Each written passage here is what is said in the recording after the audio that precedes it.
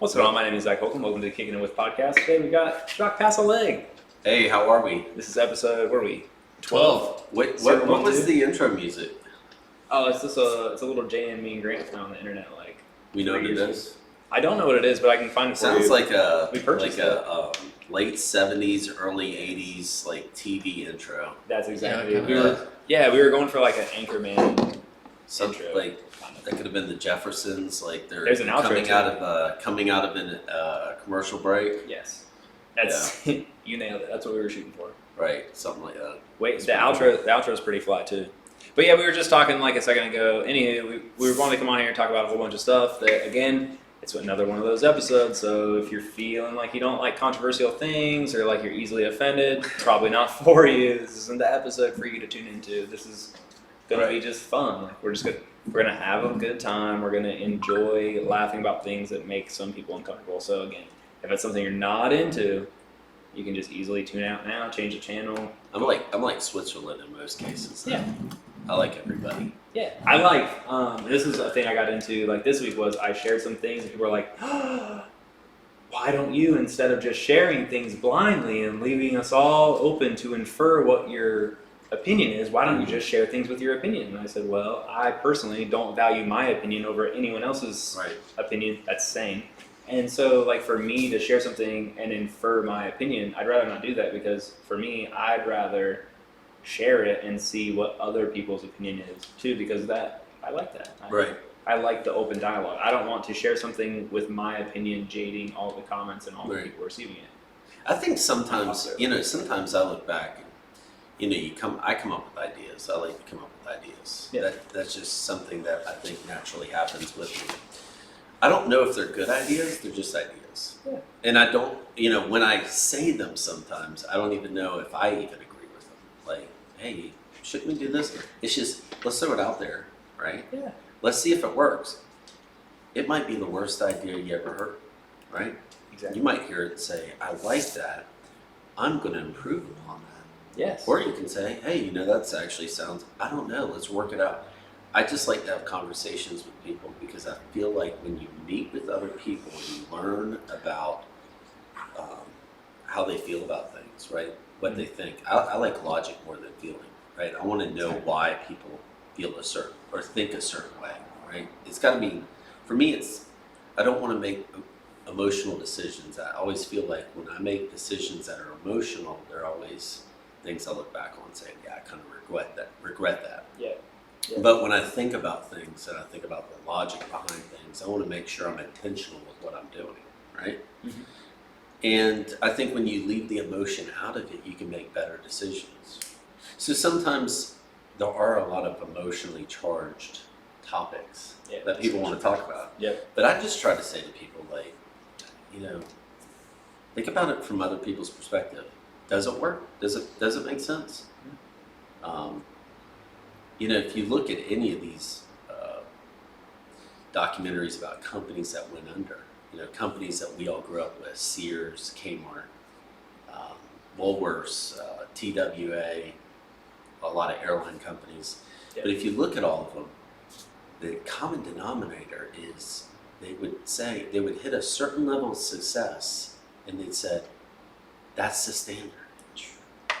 That's the way we're going to do it.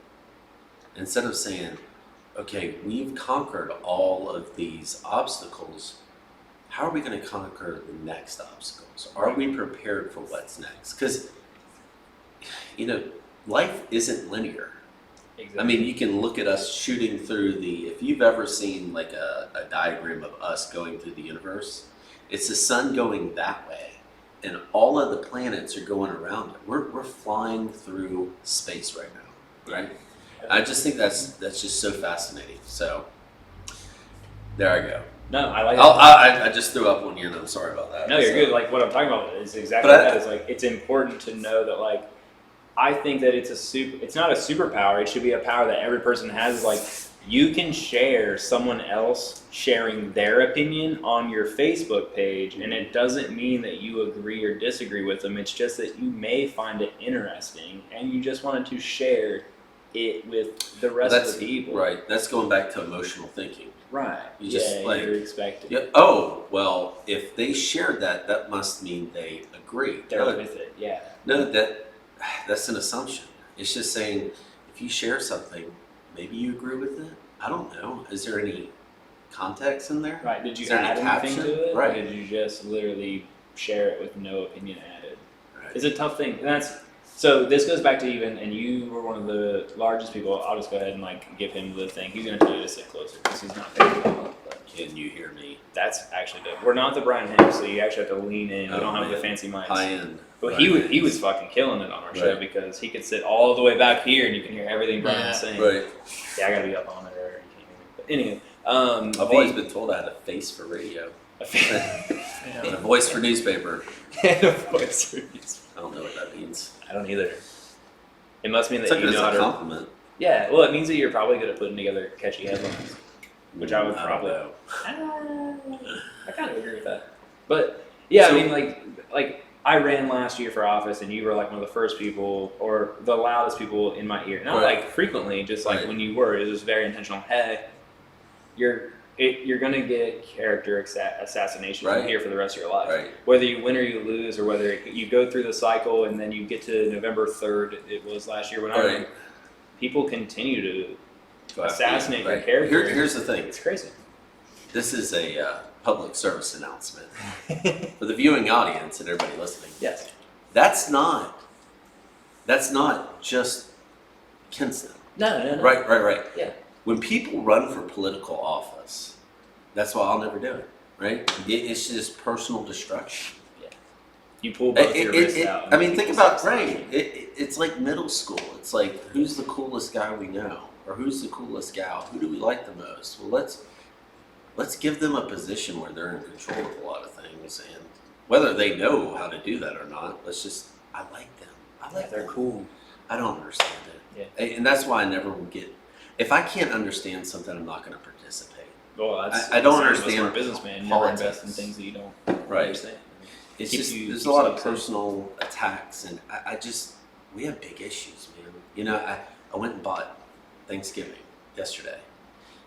We got some stuff, $332, right? I bought a 12-pound turkey. Like, not a huge turkey, but I mean, we're talking about, sides and all this other stuff. And there's some everyday groceries in there too. But did that include the cigars? No. Right, so that did include cigars. You got to think about that. Yeah, if you took a picture of what was in the cart, that might have been like 2 years ago, $100 or $150. Yeah, $140. Yeah. And now it's double. Yeah. I just don't understand it. Yeah. I don't know. I understand this as a people. Right. This is what we voted for. People don't understand the results of what we're getting are based on the decisions we made in 2020 to who elect, right? Yeah. And who we elect this past go around, well, in 2 years we'll see the results of their policies. That's it. That's like when you go to work, right? And if you work hard and you produce 100 of your 3D printed objects that you're selling to your client base, when that hard work is shown by the products that you make, right? If you only do 10, right, then what happens? Revenue's down. Revenue suffers, right? And so the same thing with politics. When we elect these people to make decisions, right? Whether it's city council, county council, school board, statewide, local, regional, these people are making the rules that we all have to play by. And so why is gas high? Gas is high for a very specific reason. And it's not having anything to do with the war in Ukraine. Gas has pretty much doubled by November 2021. Yep. We were looking. Keeping score at home was 4 years or 4 months before and people ask me, they're like, "Yeah, I don't know. Is that real? Is that hyperbole?" I can go and show you from January, or what was it? January 2021 to November 2021. If you go look at any business's fuel gas receipts, there's all the evidence you need. Yeah, it's 2x. Right. And how did that happen? In 8 months, 9 months, 10 months. How did that happen in such a short period of time? Well, we had a new administration that came in and changed a lot of regulations, right?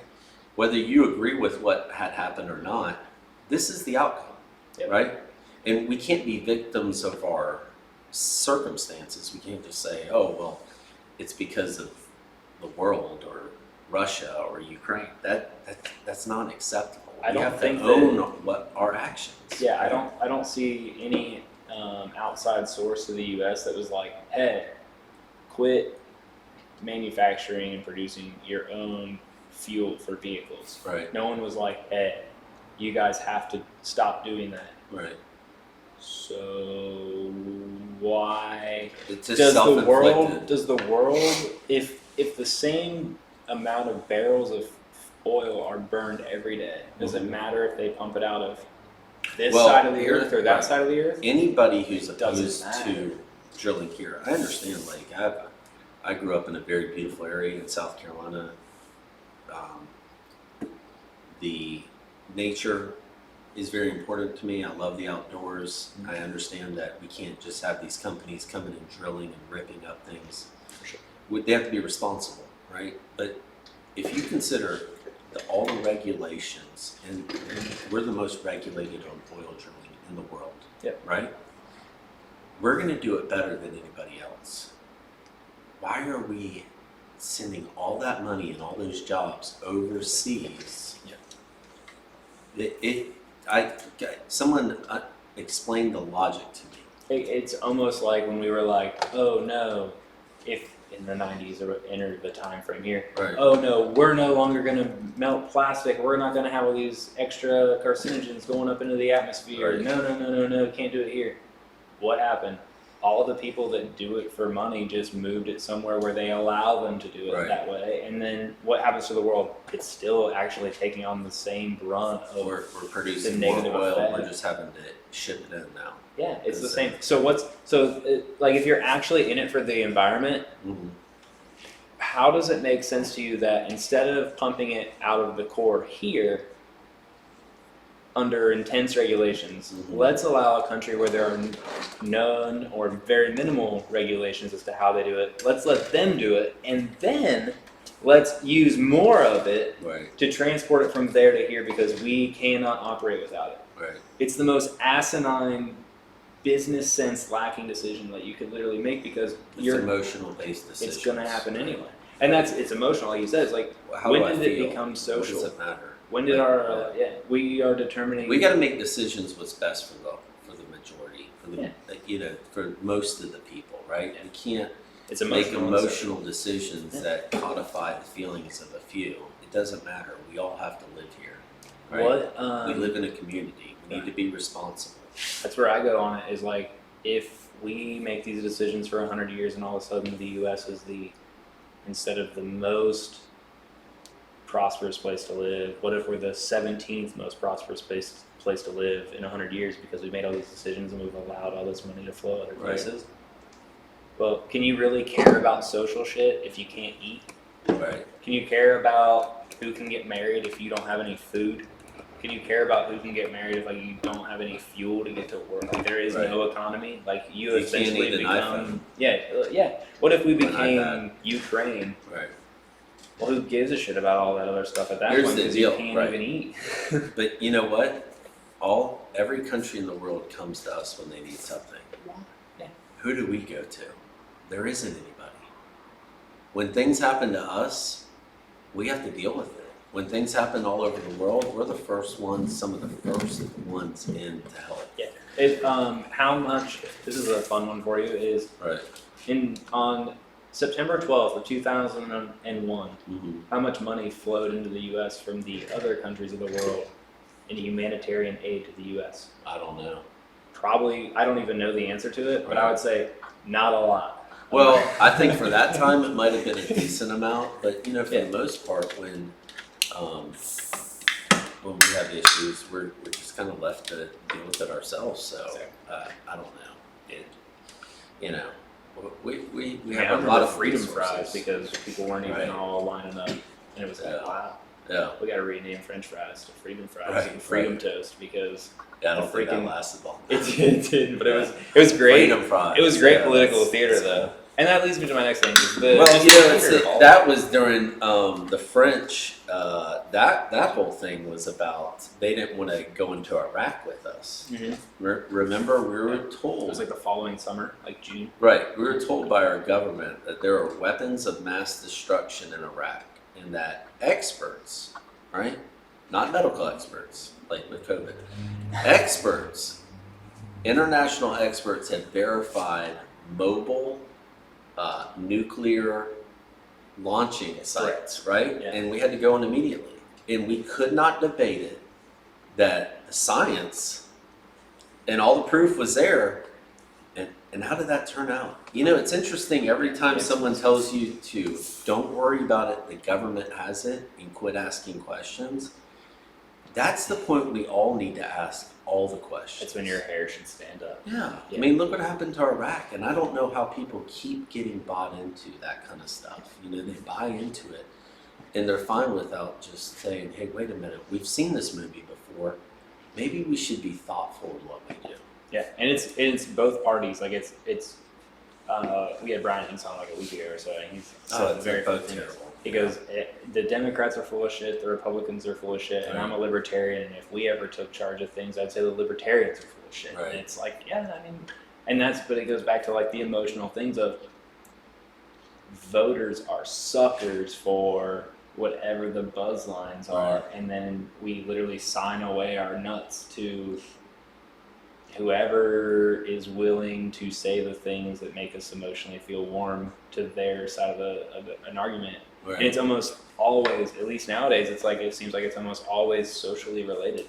And that's where I go back on it a lot of times. Like, you can be as socially aware as you want, but when you're in poverty, you can't. So like, people are, all he cares about the economy. A good, strong economy allows you to care about a lot of social things. Let me tell you, business can be a philanthropist, but when- a poor, broke ass can't. Dude, I'm With telling more you, than his time. the older you get, the more you realize everybody's got issues, Yes. right? Some people just deal with them a little bit better, or maybe on the surface. Yeah. Everybody's got stuff going on, right? But when you have issues and you have real issues, and you have some money in your pocket, it's a hell of a lot better than when you're dead broke. Yeah. And you still got the same issues, because then not only do you have the issues, but you know, at least with money, you can go do something and forget about it for a little bit. Exactly. So I mean, that's That's where we're at as a country. Like, we have enough money as a country to like we get into things and we can care about them, but then like at the end of the day, we can all just wash them over because we got enough cash. Right. Because we're one of the richest countries in the world. right. But if we keep doing this silly shit right now and keep flooding all that money to these other knuckleheads, eventually someone's. You know why the U.S. of A. became like a real power? It's because people got fed up with bullshit and they were Right. like, nah, we're done with this. Thank God there was a geographical location for them to all They go. they But fled their countries. They Yes. fled Europe, and people legitimately were like, I'll go live on a boat for 4 weeks or 6 weeks straight and hope Right. to God we make it. right. Oh, right. does it sound similar to what's Yeah, going on today? you might get diseases. You might not make it. You know, it always amazes me. Like you hear these folks fleeing Cuba specifically. You know, 90 miles from Miami. I want you to think about this. Cuba, right, has a guaranteed income and universal health care, right? And people will get on a tire, float Yes. 90 miles in shark-infested waters to flee that place. To have no basic income Yeah, and to no have, health care. to have nothing guaranteed except an opportunity. You know, there's nowhere else you can go in this world that you can come here dead broke and then make something of yourself. Yep. It doesn't matter. People, I think in this country, especially now, care less and less about who they want to see substance from people, and like surface related stuff. You know, like skin color, things like that. I think more and more these days, people don't care. They just don't have time for it. It's you know, like it's a business transaction. I'd rather have good business partners and clients than if they all look like me. Does that make sense? Mhm. You know? Yeah. Yeah. So That's where I'm with you on that. On the the looks and even the opinions and the emotional ties to life and things like. Well, I think you can just that look doesn't back in our society. You look at, movies that were made in the 90s about workplace. I mean, there was a lot of very clear signs of, discrimination on all sorts of levels going on back then. That stuff's not tolerated anymore. Yeah, it's very different. And if that stuff goes on, with cell phone technology these days, your life's gonna be ruined.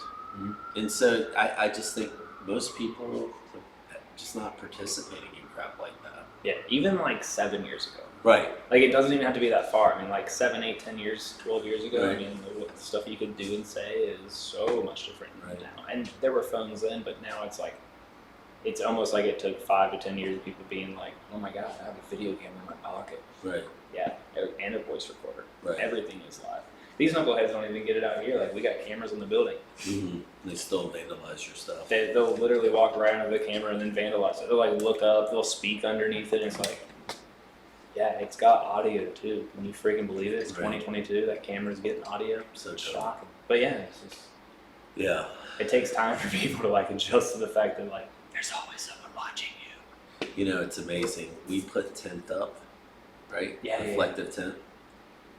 Came back the next morning, somebody had already tried to scratch it off. Fortunately, tent goes on the inside. That's not with this idiot. I mean, you could tell me, I'm like, why would you do that? What's the point? You can see it was just done, and then, but that's a reflection on where we live. Why wouldn't you want your place you live to look nice?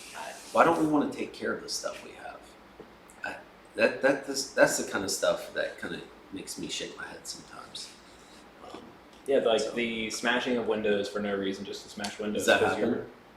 I mean, I've seen it. So when I first moved here, there's Highland and Queen, Right, where there's a little laundromat across from Emma Webb, right, and then down towards that point there, as you're coming south from there, right, it's basically that corner's a triangle, right, and it right, comes to the end. There's a little Paniagua tire shop there. right. Yeah. Well, short of that one building, Mhm. right when we moved here, it was a little brick building with a bunch of glass windows. Right. I had been here 2 or 3 weeks, and I'm driving on Queen, and someone had driven by, or someone had went and smashed all of his houses. Man, that's messed up. What's the freaking point? And then people are like, oh man, we should put all this money into Emma Webb. We should make Emma Webb a good, nice park again because these people deserve it. It's they're going across the street smashing vacant buildings' windows in. Right. Let's reward. Yeah, we should spend a lot of money right there and pump it up. We just need to take care of our stuff. Yeah, It doesn't matter where you live in Kinston or North County. We all live here. Yes. The point of destroying stuff is just literally. I mean, we see it with the scooters all the time. It's literally we'll go put them somewhere, and then it's man, why'd we even do that? Because someone just walked by and literally smashed the shit out of one. It's well, we just lost $120 in Right. revenue because we're trying to provide something to people, and it's A lot of people Ethic. enjoy those things. Yeah. yeah, it's I just don't what's the understand point that. of even? I guess as a kid, You're you do bringing some it. dumb stuff, but Sure. Sure. we shouldn't tolerate those things, So I struggle with why can't we do anything to the children or their parents, and not even or their parents, because the parents don't give right, hardly a shit is ever that anyway. right? Yeah, That's been our problem. So that's our problem. We've had our power box, the lever pulled twice Right. on the building. Both times it's been pulled. We're both by kids, and we got them on camera. right. It cost me $2,500 each time they pulled the lever. I don't know about all the businesses down here, but $5,000 is pretty substantial. That's a lot of money. I'm out $5,000 because some kids are idiot assholes, Right, and I literally can pull them up on camera, and we know exactly who they are. And they're under the age of 16, so you can't actually arrest them unless they've murdered someone or right. committed serious bodily harm. But they can come and didn't know pull. that. They can come and pull the power lever down on 480 power going into a building. Mhm. All they can do is go tell the mom that it happened. The mom is more fucked up on drugs than half the people in the area in the block. So she did. I mean, this particular instance is the kid that did it literally had been told not to come to school, was not allowed to go to school for over 3 weeks, and his mom had to be subpoenaed because he wasn't getting these normal ass Right. shots. not like COVID shots, but Right. just normal things that you need to have as a 12, 13, 14-year-old to go to school. Right. And like this kid can't go to school because he doesn't have the things. And then they have to actually take the mom to court to be like, hey, you need to get this stuff into order. Well, how do you like go to that parent and be like, and your kid's vandalizing buildings? Yeah. She don't give a fuck about any of that. Like, Well, we just got to model the behavior we want out of our kids. Yeah. I think that's important. Yeah. You know, one thing that I think about, I do not like traffic. It's primarily a large reason why I moved to Kinston. It's easy to get around, great people. And I lived in Greenville for 5, 6, 7 years. But yeah, getting around Greenville's a nightmare. Yeah. It's a nightmare. And you know, I can be anywhere in Kinston in 5 to 7 minutes. So, Yep. you know, there's so many benefits. I don't think people realize, like, this is really cool living here. Mhm. It's very convenient. We might not have as many stores as Greenville, but guess what? We can buy all that stuff off the internet, so it doesn't matter. You know, we don't need stores here to. Yeah, unpopular opinion, but it's Right, reality right. nowadays. But you know what? I want like a resurgence in retail. Mhm. Back to my story, anyway. So, sitting at these lights. If you go down Vernon, and like you're coming from the mall to downtown, right? So there's blinking lights. They're turning lights, left or right. There's one at Vernon and Greenbrier, Vernon and Cary, and I think there's 2 or 3 more, right? Those are 4 or 5 different sites. They all have blinking left arrows, so they have 2 each. So that's 8 to 10 different lights. Right. Blinking yellow, like left Yeah. turn, right? Yeah, right. Like just 2 normal green lights would infer the same traffic scenario. Right. But it's like Turn turn left with left. caution. Right. Or you could put a sign up there that says, you know, yield to Left oncoming hand turns yield to incoming right, traffic. right. Yeah, sure. So I have never seen these lights turn green, right? Agreed. I've never seen, like, I've sat at these lights and the 2 lights turn green and it just goes flashing yellow. And I'm just like, There's never a dedicated left. there's never been a time that I've been able to turn before the other people. And I'm like, why even have these? Yep. And so one day I'm just sitting there Googling, I just Googled, how much does it cost to maintain these things, right? So you got to figure, I've identified at least 8, maybe 10 on Vernon, right? In those, Just right. Yeah. So to maintain a street light like this, you can go on Google, right? What I've seen, the average per year for municipality is $6,000 to $8,000, right? Per $6,000 to $8,000 a year to maintain these blinking, like any traffic light, right? So I'm like, okay, so let's say there's 8. That's 6 times 8 on the low end, right? Six grand times 8 lights. Yeah. What is that? How much is that? 42. 42? Yeah. Is that what it is? 46, 48. I don't know. I'm not We're good not at good math. at- I didn't go to right, college. I right. think it's 48. 48,000 bucks. 42? 46. You said 46. 46 times what? Jesus Christ. I can't believe we Six can times do 6 times 8, right? So anyways, 48. Oh, right. 6 times. So what you're looking at, $48,000. I don't know why my mind just went blank. 48 grand just right there. That doesn't even count for the cost of the lights. These lights cost like $25,000 to $50,000, and I've seen higher estimates, right? Uh-huh. That's just for the light, right? Why are we maintaining 8 lights that cost pretty much 50 grand that don't do anything? Like a simple sign. Yeah. I don't know. Like, going back to this is just asking a question. If somebody has a very good answer to this, I'd love to find out. I don't know. I'm not trying to throw anybody under the bus. There's got to be an answer, right? I mean, you got to think of all the checks and balances and all the surveys and all the Right. studies that this town has put on all the things and all the decisions that it's made for the last 20 years. There's got to be a study. I'm sure we've studied it. I don't know. I haven't looked into it. It's But got to exist. you would think that there's somebody going through all the lights and saying, hey, do we need these and do Yeah. we need those? McElwain Street, for crying out loud. There's a lot down there. What There's is probably like a 4-way stop could be. Yeah, like the You know, if you entire just put a four-way four-way traffic stop- lights yeah. could just be 4-way stop signs. Why don't they do that? Why aren't we doing And that? not to mention the electric the savings of electric. Right. plus the maintenance, Right.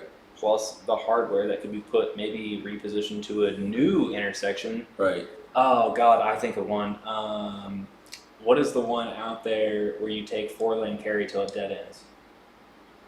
And there's a church across the Rouse street. Road. Yeah, First Baptist. 4-lane carry yeah. in Rouse Road. Yeah. I've only noticed this recently because Right. I've been driving to North Lenore Right. for wrestling practice. I'm coming Right. back from North Lenore. We get out at like 5:05. Right. So about 5:15 or so, 5:20, I'm coming back. I'm coming Rouse Road from there, and I'm turning left onto 4-lane There's a lot of traffic carry. sometimes. And there's like 19 cars sitting there Back trying to up, make yeah, a left yeah. on that T off right.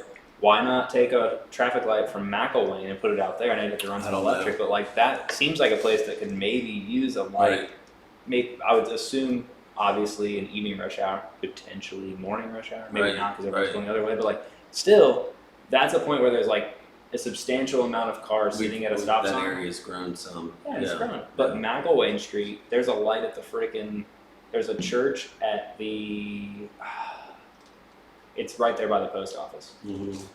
I know all these because I drive Well, these silly just- streets to pick up scooters, and it's like you Right. go all the way down there, and then you literally sit at a four-way light at That does nothing. It's not even McElwain. That's East Street and Caswell, I think, Right. is what it is. And it's literally like there's literally no point for it being there except for maybe 14 minutes when church lets out on a Sunday. But even still, there's no traffic. It's Sunday. Right. There's no reason there needs to be a I four-way don't light. know. I don't know. Move it. You're right. Why? You know, my scenario we talked about, that's $48,000. Yeah. I mean, that's somebody's salary. That's right? oh But why aren't we? For instance, why aren't we going through like every expenditure as a city just to see are we in a good spot? You know, I'm not saying that we're not. I'm just saying why don't we look? Why aren't we looking at these things? Yeah. We're not. There's not an abundance of money here. Yeah. We need that. any pinch it. We And just need to so make would- sure that we're doing the best with the money we got. Like you said, 48,000 is not a ton of money, but it's a salary. Right. 48,000. I believe council members make somewhere in the neighborhood of 4,000 to 6,000 a year, and the mayor is like 20. So just say 5 times 5 is 25, and the mayor at 20. You're talking 45,000. Rough estimates. Right. Crucify me, it's all public. You can look it up. But like somewhere in the neighborhood of $45,000 to $55,000 a year is what the city pays its council members Right. and its mayor. Right. We can literally save that just by taking down Right. the Unused blinking traffic left stops. yellows that literally just tell you the same thing as if the light had 2 green lights and no blinking left arrow, it would Right. literally be the same situation. I think maybe because there's a turning lane there has to be. All right, yeah, maybe it's a law. Maybe that I don't know. Maybe that's the issue. Yeah.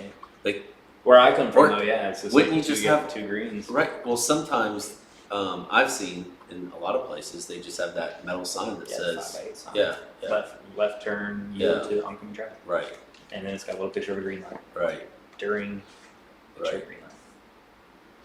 Yeah, I know that, like- I don't know. I don't Maybe know. that's tricky. There's too many words on there, and maybe we would have to infer that people that are driving and have a driver's license know how to read street signs.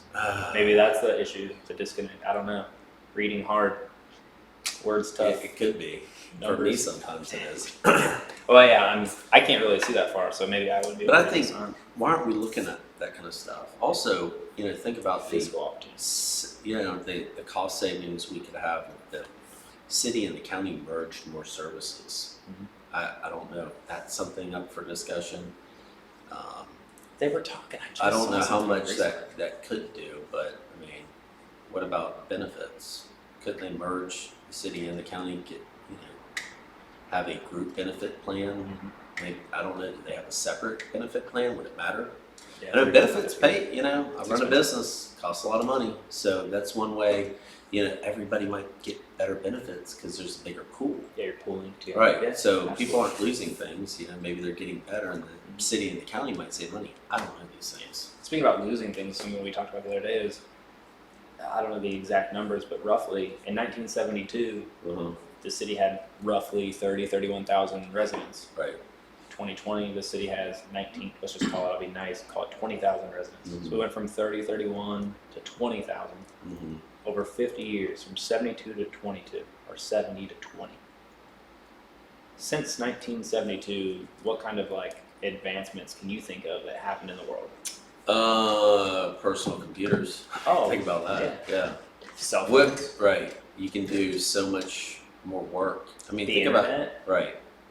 You think about like these old engineering firms, you know, they would have 10, 15, 20 guys, small firms, right? Guys and gals drawing big drawings, right? big plotters. Right. And now, guess what they have? They have CAD software that automates it. Yep. And so, you know, those people no longer have jobs, but guess what? I mean, that's part of Yeah. It's Or part they of do. They just do innovation. 10 times as much. They do the work of Right. 80 people, but there's 10. Right. But yeah, Yeah. So I mean, there's innovation. I don't understand how a town that has roughly 300-ish. 50% less people. Yeah, how do you go from 30,000 residents to 20,000 residents over 50 years? And during those same 50 years, you have the advent of personal computers, cell phones, and the internet, Software. software, all of these Right. miscellaneous things that Right. make life so much easier. Right. And this town has the same number of city employees now as it did 50 years ago. So How is that even possible? we've reduced the people needed Is that real? we need. This is real. Is that a real stat? It really is. I'll find the exacts and I'll Okay. try and get them. But like, That can't be real. I promise. Can that be real? I think for some reason it was 276. How do you have this? Hold on, wait a minute. In 50 years, Yes. when we were still smoking cigarettes in cars, and Yes. and that was No like seatbelts. no seatbelts, Mhm. smoking with the windows up. Maybe marry your cousin and it's not a big deal. if you don't know. Smoking is healthy, you know. Yeah. We went from that and having Never like seen 3 or 4 TV channels, you know. Yeah. We You had black and white TV. So in To black be- and yeah. white TVs, there you were went no from black remote and white. controls. Right. Isn't that crazy? They don't have the same amount of employees. I swear. There's no way. It's within 10%, plus or minus 10%, Okay. the same number of city employees in 2022 as there were in How are they 1972. able to keep the payroll? I don't know. That's where I keep wondering. It's like, wow, I guess as long as you make sure every single person that is on the payroll makes sure that they vote to continue to be on the payroll, then it makes a lot of sense. But for me, I really, really struggle with that. You How- cannot right. tell me that you are for continuous improvement, which every single public entity should be for continuous improvement. Right. How the hell do you have the same number of city employees now as you had before the internet, phones, computers, and all these things came out, but your city didn't grow? It's been dying the entire time. So the city dies off. Every census since 1970, the city is dying off. It's a negative number. It's in the red in population every 10 years. But we employ the same number of city employees. And the quality of work on what you see being a taxpayer and driving up and down the streets Right. is more and more. I get told every day how great this place was in the 50s, 60s, 70s. It was a great place. It was a great place. A great place. Like you talk We- about like the infrastructure, the Yeah, roads, all right? things. Right. Things that city employees maintain. And I'm not throwing shade on city employees. I'm throwing it on their leadership because the leadership is where the problem is, Right. in my opinion, because everything falls from the top. The employees are the employees. Right. The leadership are the ones making these ridiculous non-decisions, is what I call them here. Non-decisions. Right. We have 5 people that we elected in right now to make the choices for the town until they're up for re-election. Right. We didn't vote them in to allow us, to ask us what we think every time there's a decision. We voted them in to make the damn decisions and move on. Right. And if the decisions are great, tell us about it when you're up for re-election, that you were influential in making that great decision. And if Well, it you sucked, should- it sucked. Right. You should own it. But to put out a survey every time there's a big decision to make is asinine. I mean, Yeah, like this police that's chief a- survey. Have you read the I survey? have not. Oh my I did god, not know you there would was a- love it. The city has put together a nice little survey. If you, Do we not have a police chief? we have an interim police chief that lives here and is from here, Okay. and we put it out. Why aren't they hiring her or him? Maybe go ahead and just make him the permanent police chief. I don't know. I don't know either. Maybe there's something there Maybe that I they- don't know. But we've got an active survey out right now, and it's got questions that are like, what are things that are important to you that the police chief should value? And then you hit it's multiple choice, and they're all these bullshit cliche things. And so it's basically just I haven't seen some think it. I tank can't talk about has Too put much. together this thing and then pushed it Right, forward. And it's right. how I'll about check just it out. how about yeah. just the 5 Is people? it online? It is, yeah. Okay. It's shared. We'll get it to you. But it's just how about city council? Just make a damn decision. We put you there. We gave you 5 votes. Just make a call. Say we're going to put a motion to continue with this guy, or we're going to put a motion to hire someone from the outside, and then just go with it. Not would not put out a survey on Facebook that asks people their opinion, because most people, a lot of people don't have Facebook, don't care about it, don't ever. You literally live here and you seem to pay attention to things. Obviously, you know how much a freaking blinking left arrow costs. Well, I just Google, I right, just kind but of it's like these things up. how many other people that genuinely have that would care to answer the survey don't even know that it exists. I guess is my And point. here's the thing. But we know when to vote. Right. Here's the thing. I might be dead wrong about this blinking arrow thing. Yeah, Right? they might be. There might be a legitimate reason. Yeah. Well, I mean, I Googled enough and researched enough to realize that the average cost is about $6,000 to $8,000. But there might be a legitimate reason, and if that's the case, I'll just be like, hey, I was wrong about him. I didn't realize it. Sure. I'm not a traffic expert. Yeah. I Are you a just civil engineer? no. Okay. But I'm just a citizen who should be allowed to ask questions. And it's like, hey, if this seems off to me, am I the only one? And if I'm the only one, then okay. But my opinion isn't the only opinion. I want to hear what other people have to think. I think so much we, as a society, and I think as humans, our psychology states that if we have an opinion, we have to live and die on that opinion. Yeah. We can't just gotta say, you nail know it to the what? wall and stick with it for I've reviewed the information that you proposed and realized that maybe you are right, Zach. Or I think people just get so hung up on their pride, like, hey, I can't be wrong. I mean, part of life's admitting you're wrong and moving on. Yeah. Did you learn from the situation? Then great. Right. That's ultimately the goal. Right. That's where I go on a lot of things too. I've been getting eviscerated a little bit here and there for sharing different things and not giving an opinion. And someone made the comment that, and I thought it was actually a pretty decent comment, was, Right. Zach, you seem to be sharing a lot of these things and doing it vaguely, like we can't tell what your opinion is, but you do seem to do you do seem to be proficient at bringing up things that prompt discussion and get people emotionally into the discussion. And I was Right. like, A, thank you, that's the point. And B, yeah, I'm trying to share things without my opinion because I don't really value my opinion anymore of any other person. I'm Right. just generally, I read something, it gets me to thinking outside the box or thinking outside the mold. Yeah, you like that? That's a good point. Yeah. Little Like selfless promotion right there. Self promo. But yeah, you get to start when I see something that makes me think outside of the way that I had always thought, outside of what I like to call my silo thinking, like I'm in the silo. When I think of when something gets me thinking outside of that, I find it exciting and I like to share it. And I like to share it without my opinion jading the reshare because Right. I don't actually really care about my opinion. I want to know what everyone else thinks about it. And the fact that I can do that and get people to start responding, it's not trolling. It's genuine, inquisitive energy of I thought this was interesting. I've got my thoughts right here in my pocket, but I want to know what else is out there too, because I may read something that maybe your opinion on the same thing, and I'm like, oh my God, I didn't think about it that way. Right. It's just open discussion and thought and learning of, I'll never know everything. Right. That's the great thing. I think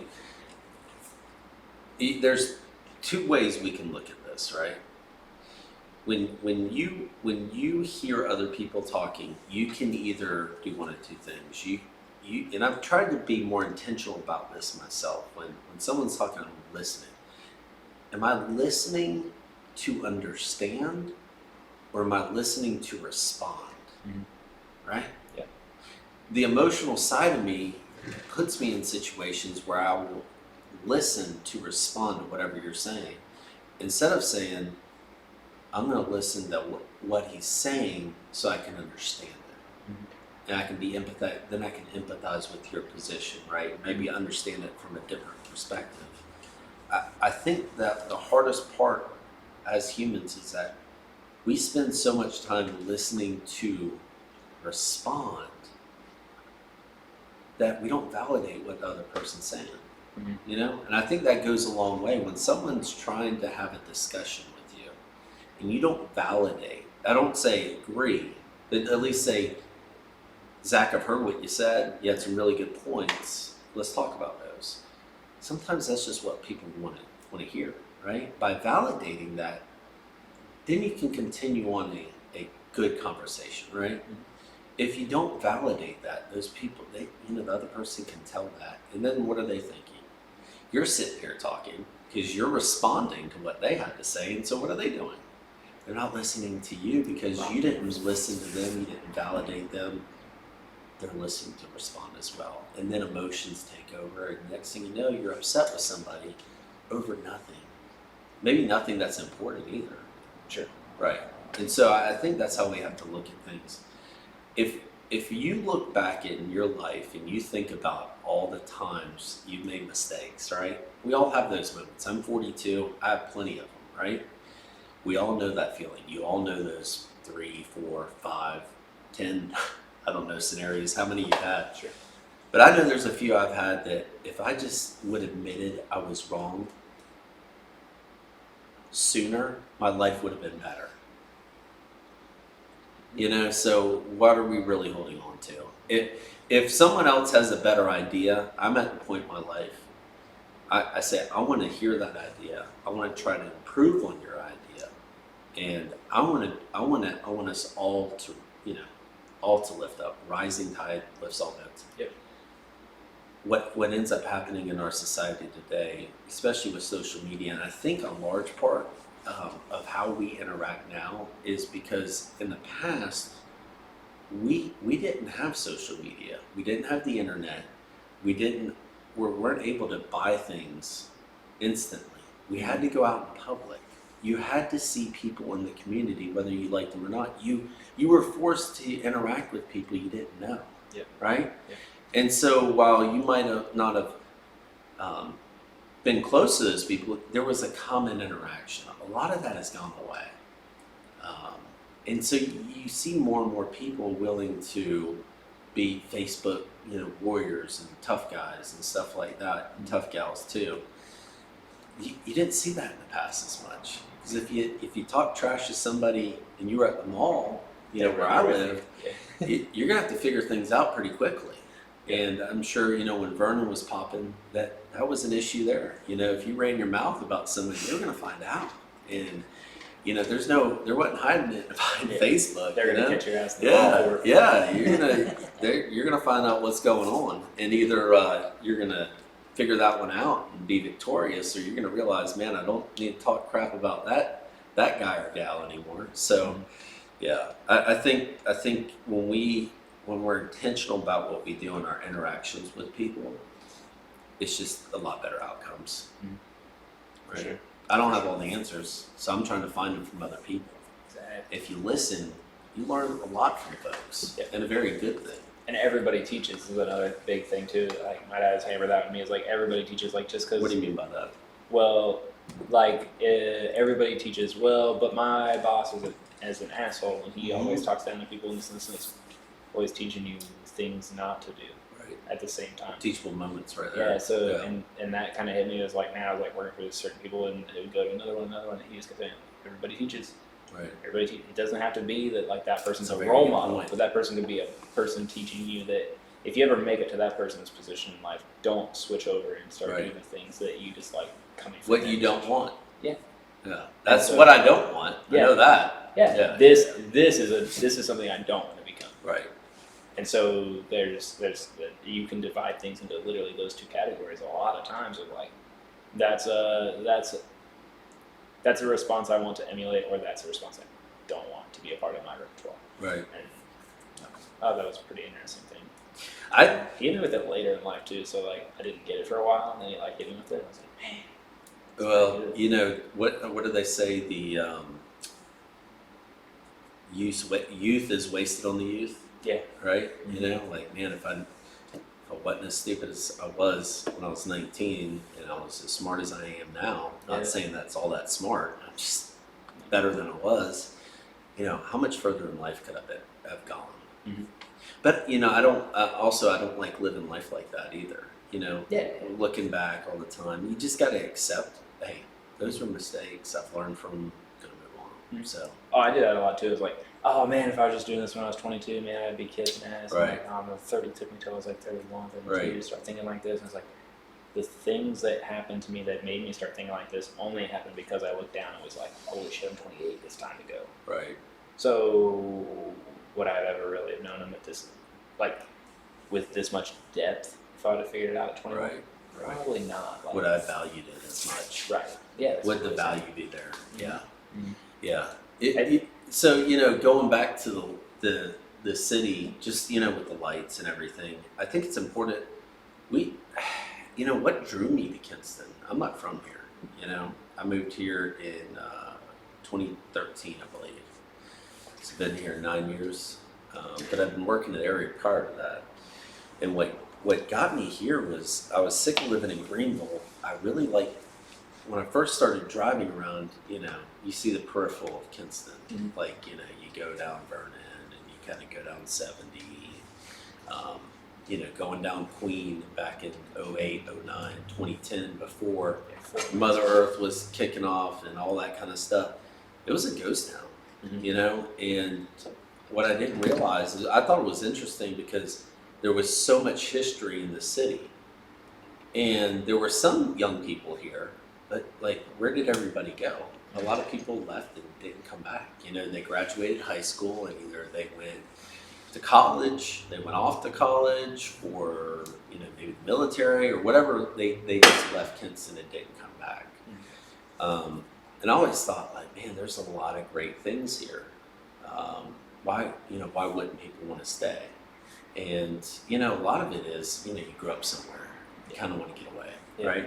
But Kinston was on the downswing then. There wasn't a whole lot of things going on downtown. There wasn't. I can't remember back then really places to eat. There was the Broken Eagle for a little bit. I can't remember when that had closed down. That's where the office is now. I think it's the office, Revenue. Gotcha. Right.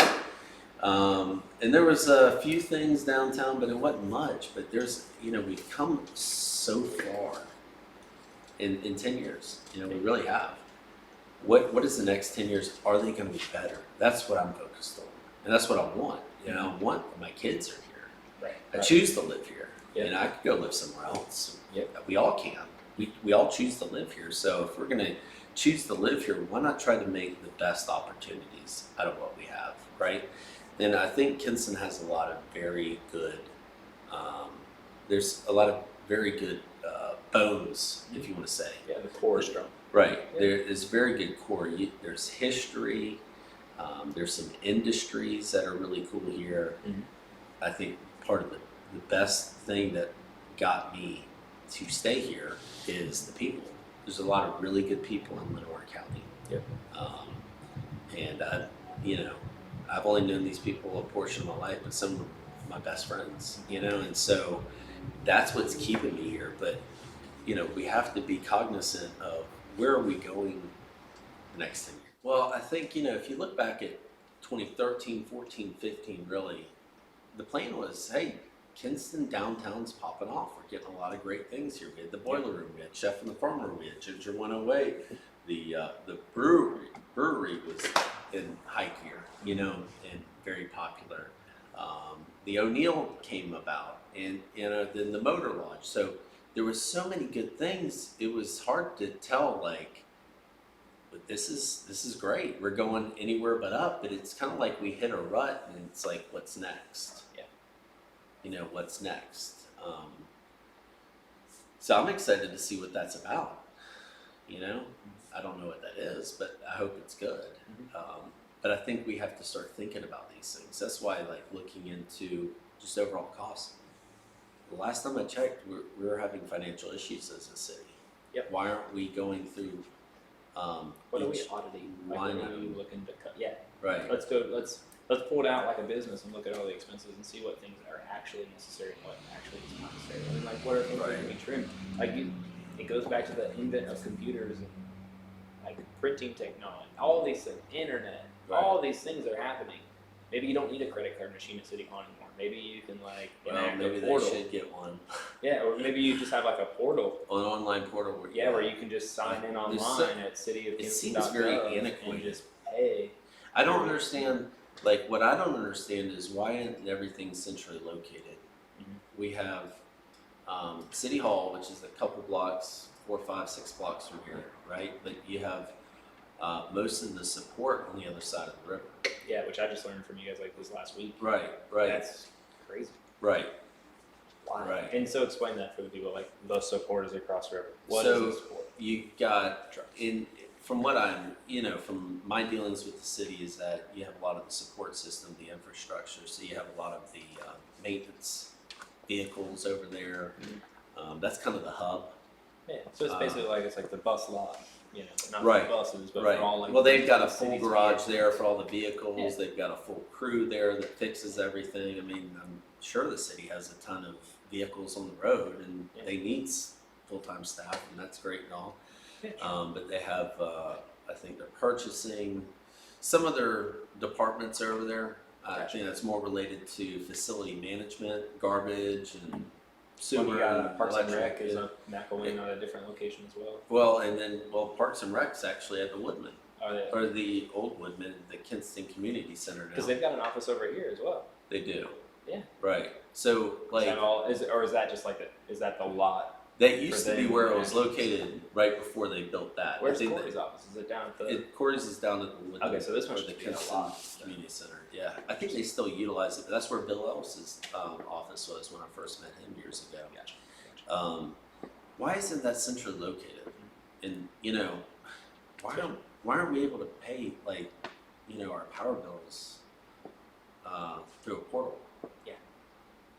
I mean, you can create an application very, very easily. I mean, We create e-commerce websites for people literally 3 times a week here. well, And it's I'm sure half that of the there's city doesn't somebody no one's bid that out. there's some software company out there that all they do is specialize in applications for end users for municipalities. I don't know, but I'm sure there are. I think Service CERVIS is one of them. but Is that right? hold me to it. I haven't looked into it. They- That's something I would look into. How can we give better services But for but John, I have a citizens? question for you. What? If we were to bring in this easy to use portal that made it easy for all the residents to pay their bills, and what if we no longer needed to have maybe 4 people in the office down there to receive payments and cash checks? Maybe we only needed 2. What would we do? Those 2 people would lose their jobs.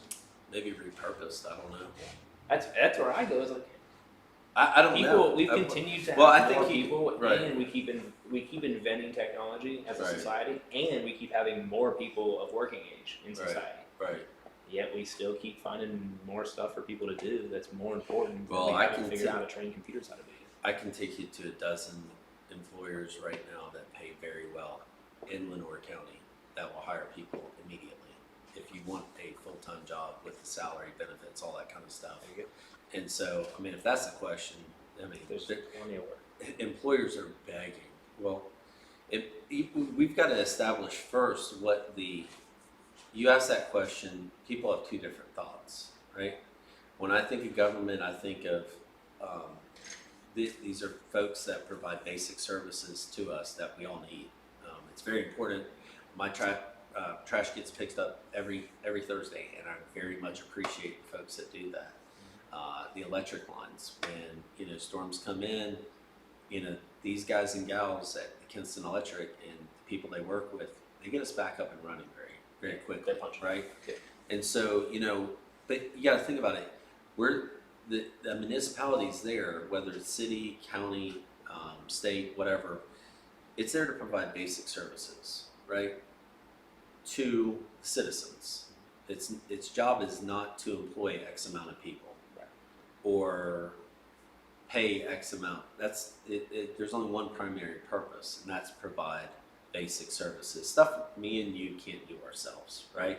Roads, utilities, things like that. So I think we need to look at, are we being true with that?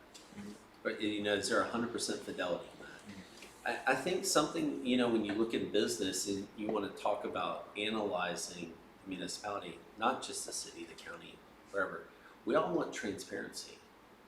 If everything's going well, I mean, it's our money that goes into this. Asking questions isn't a bad thing. Right. What I've noticed is when people don't like to ask or answer questions, there's something going on there, right? I'm not saying there is. That's just typical human behavior, Yeah. right? So what if we had a Six Sigma consulting company, and I'm sure you're familiar with Six Sigma. It's an analytical cost analysis approach of processes and protocols within businesses, right? And I've worked at places that had people on staff. Their job was as a Six Sigma team member, they were analyzing different portions of what I did, you know, to the whole organization, right? And so, but they monetized everything. This process takes this many steps, and this is the cost associated, and this is any revenue generated out of it. But then a business then looks at those metrics, right? Those key performance indicators, whatever you want to call them, KPIs. They look at those metrics and they say, well, you know, could we be doing it 25% faster? And if we did 25% faster, how much more revenue would that generate? Would it be profitable, right? Right. Because, you know, just because you sell more doesn't always mean you make more. Sometimes when you sell more, you bring on additional costs. Yep. But all this is thought about in an intentional way, and the information is then put out there. And I think that would be a good thing if I was on the city council or any position. I'd want like a Six Sigma type breakdown of, you know, kind of a SWOT analysis. You have your strengths, weaknesses, opportunities, and threats. I want a SWOT analysis of the city. Like how are things? What are our strengths?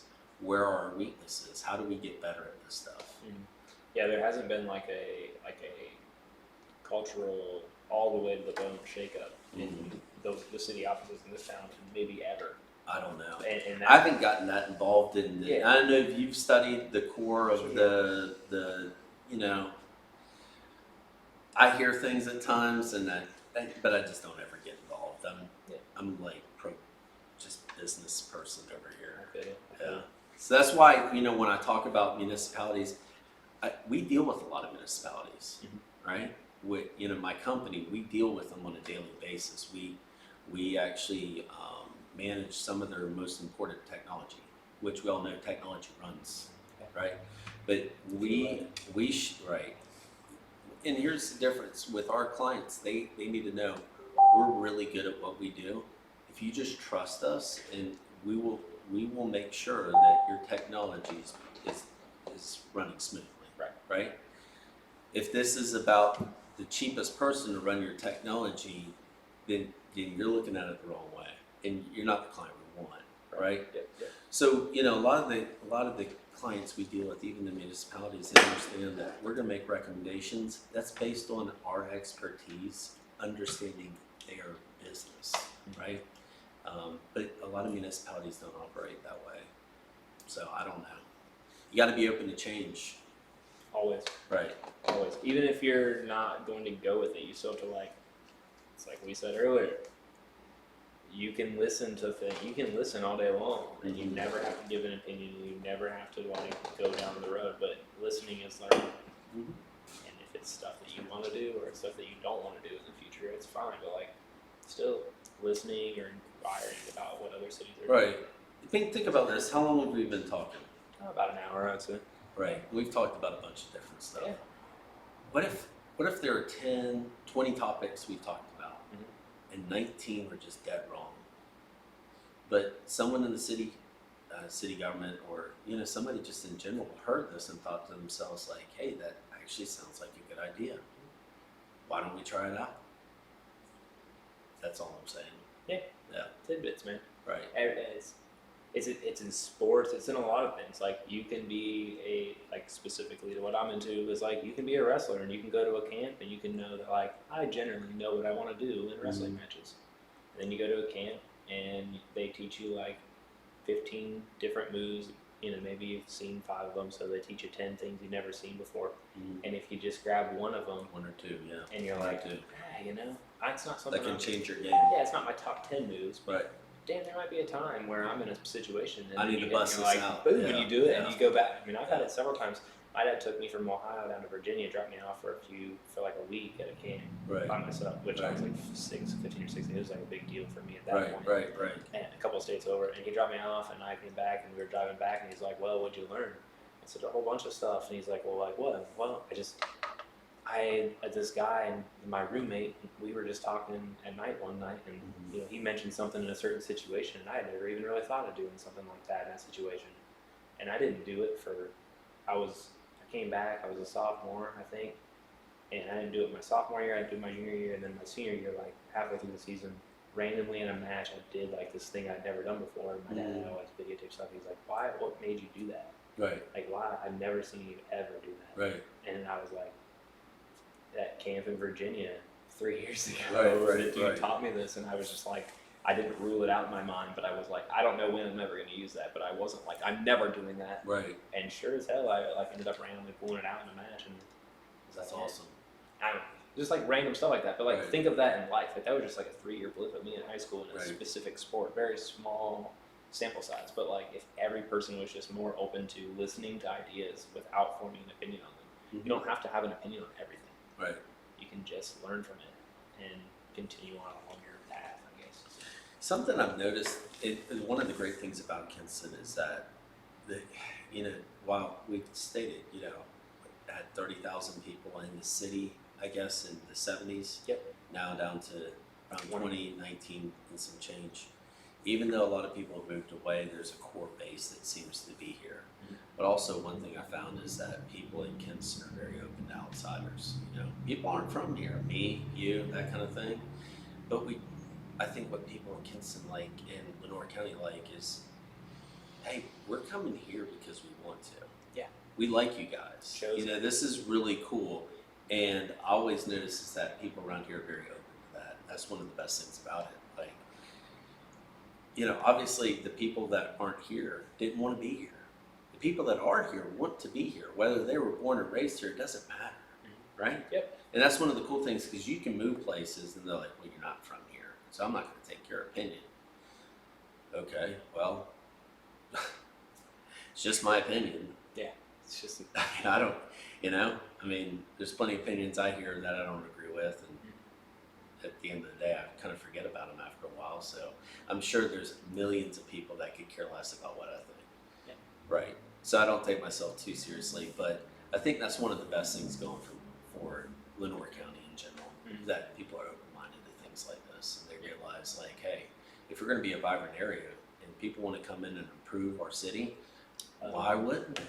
Why wouldn't they? Don't give them a hard time about it. They not only chose to come here, but they chose to come here and spend time to try to improve things in Right, their, right. at least in their point of view, without being paid for it. So, Right. Yeah. or just Well, you see do it that. yourself. You see That's that. awesome. I mean, look at Greenville. I mean, Greenville's exploded. Half the people there aren't from here, more than half. But, Yeah. I mean, think about if Greenville would have said 30 years ago, well, you're not from here, I'm not listening to you. I mean, you ain't got a choice there now. The population's majority not from the Greenville area. Yeah. So, and then you got to look at New Bern. New Bern's flourishing a lot, It's doing well. doing well, and because they've taken on a similar mindset that we have, that, hey, if someone wants to come in and improve our area, why are we trying to stop them? Yeah. Right? Yeah, the alternative is what you see. Hey, yeah, I've seen that in a few other areas, and I never understood it, and I'm glad it's not here. But like, imagine, like, hey, I don't want that guy to buy that old crummy building because he'll make it look better. I mean, I don't know. I guess you can't satisfy everybody. Yeah, well, And those people, do we really need to even listen to their opinion, anyways? that's where I'm at too, and that Like, what is that about? I don't know. That paired up with the, well, don't you go changing too much. That's my hometown. Right. And, I had to leave because, there were better opportunities for me over here in this adjacent county. Somebody actually said that. This Really? week. This week. They didn't How want you. dare you come into our town and try and change its Right. history? How dare you put the G back in just a hashtag? How dare you? You're not from here. Your opinion does not matter. So there are a little bit of those factions out there. But Oh, not I'm a sorry to ton. hear that. But Well, it's they just- don't live here, so what does it matter? Exactly. That was my thing. It's like, wait a minute. You took the time to send your message from a town that's an hour away to tell me that I'm not from here and I shouldn't have a say in what your hometown does, but you fucking left. Mhm. Shut the hell up. Like, why are you even commenting? You left. I don't know. You chose to leave. I chose to come, and you're telling me, don't change it. That's Look, my hometown. don't give them a hard time. Come on. Might have had too much to drink. Well, yeah. They but- might have had too much to drink. They're probably thinking about that and be like, gosh, Well, it's like, but then it's Probably like, took it then down the next already. day, then the Yeah, next I day, was the next down. day, and you're like, oh my god, man, you're still on that? Like, Jesus Christ, Oh, were you really? that drunk for like 3 days? And again, Right. it's like 1 or 2 people. It's an I'm sorry to hear that. extreme, tiny minority, but it But is they're one not of those here. things. I mean, like Yeah, I said, that's where I go. the vast majority Come of back. people. We'd love to Um, have that excitement here. Come right. back with that excitement. And that I've lived here for 9 years. I still have people introduce me as the new, New guy. not new guy, but like, hey, he chose to move here Yeah. from Greenville. And that's like, cool, right? yeah. There's a lot of really cool things here. I would agree. Um, I'm obviously I'm big on it, man. You know, one thing I like is I'm big into old things, like old architecture, older cars. Mhm. If you, the few things I What's your posted. old car? Like, what's the one? If you I had to like go right now and buy something. If I could have one, Yeah. you're probably looking at like the late '60s, early '70s Mustangs. They had the fastback, the Mach 1 editions. Mhm. That's probably what I'm going with. Okay. Maybe a Camaro around that time, because in all honesty, Pretty similar. right, we're not talking about too much different body style. Yeah. I don't know. There's something about them. Those are very good looking. I saw a '71 Gran Torino picture of that the other day. There's something. Those are steel. Those are like battleships. Even the small ones.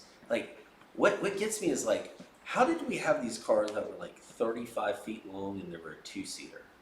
Like, what in the heck? All that steel that went into that car, and it had to have a V8.